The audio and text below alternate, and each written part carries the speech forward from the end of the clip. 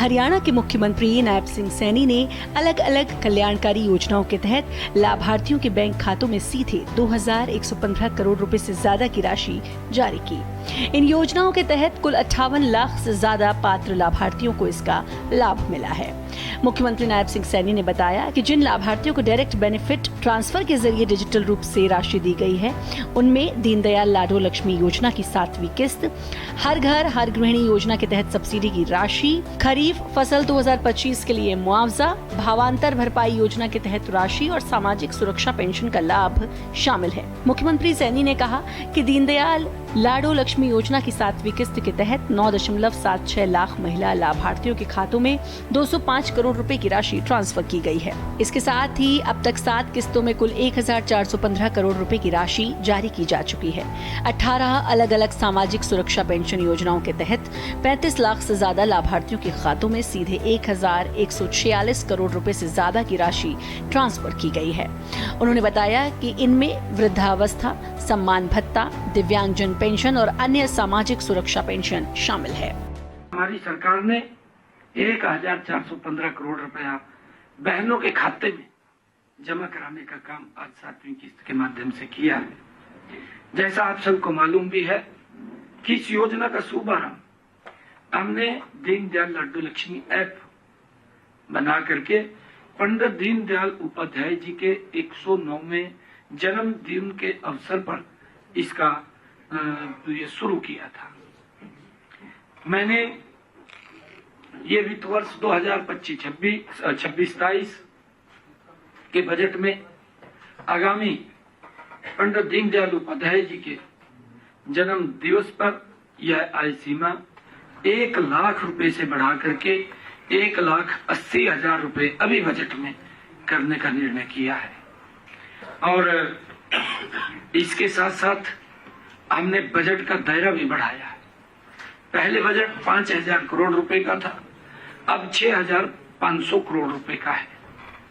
और मैं ये भी बताना चाहूंगा, क्योंकि इसके माध्यम से लाडो लक्ष्मी योजना के इसका लाभ हमने उन परिवारों की बहनों को भी दिया है जिन्होंने अपने बच्चों को निपुण करके उनको आगे बढ़ाने का काम किया, या उन्होंने किसी गंभीर बीमारी से उनको आगे बढ़ाया है, या उनके बच्चों ने हरियाणा शिक्षा विद्यालय बोर्ड भिवानी, जो उस बोर्ड के माध्यम से पढ़ते हैं बच्चे, 80% मार्क्स उन्होंने लिए हैं, उन माताओं को भी इसमें हमने जोड़ा है।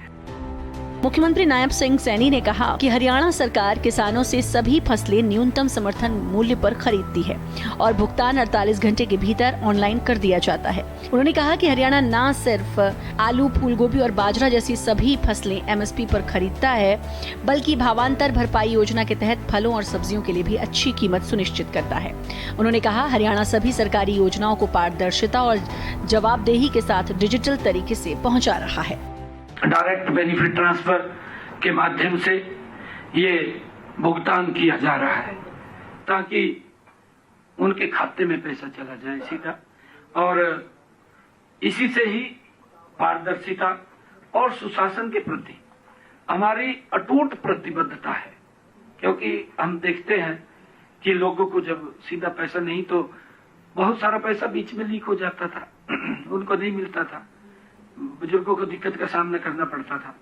परंतु मैं सभी बुजुर्गों को बधाई भी देता हूं, क्योंकि उनका आशीर्वाद है और उनको समय पर ये राशि मिले, हमारी सरकार की प्रतिबद्धता है। इससे यह सुनिश्चित हो रहा है कि राज्य की सहायता हर जरूरतमंद और तथा समयबद्ध तरीके से उनके पास पहुंच रही है। हरियाणा सरकार ने कृषि क्षेत्र को आधुनिक बनाने, गिरते भूजल को बचाने और किसानों की आय बढ़ाने के लिए कई नई और प्रभावी योजनाएं चलाई हैं, जिनमें मेरा पानी मेरी विरासत योजना है, जिसके तहत किसान कम पानी लेने वाली फसलें जैसे मक्का, कपास, दलहन, तिलहन या बागवानी फसलें उगाते हैं। उन्हें सरकार 7,000 रुपए प्रति एकड़ की वित्तीय सहायता देती है। किसानों को बाजार में फसलों के गिरते दामों से बचाने के लिए भावांतर भरपाई योजना चलाई जा रही है। इस योजना के तहत बागवानी और बाजरा जैसी फसलों के लिए सरकार एक बेस प्राइस तय करती है। यदि बाजार में किसान की फसल उस तय मूल्य से कम दाम पर बिकती है तो नुकसान के अंतर की भरपाई सीधे सरकार द्वारा किसान के बैंक खातों में ट्रांसफर की जाती है।